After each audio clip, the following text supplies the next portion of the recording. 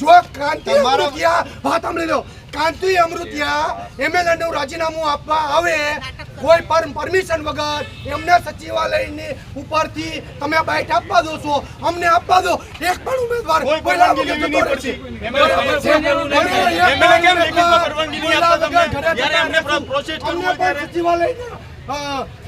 ત્યાંથી અમને બાઇટ આપવા દો. બરાબર છે.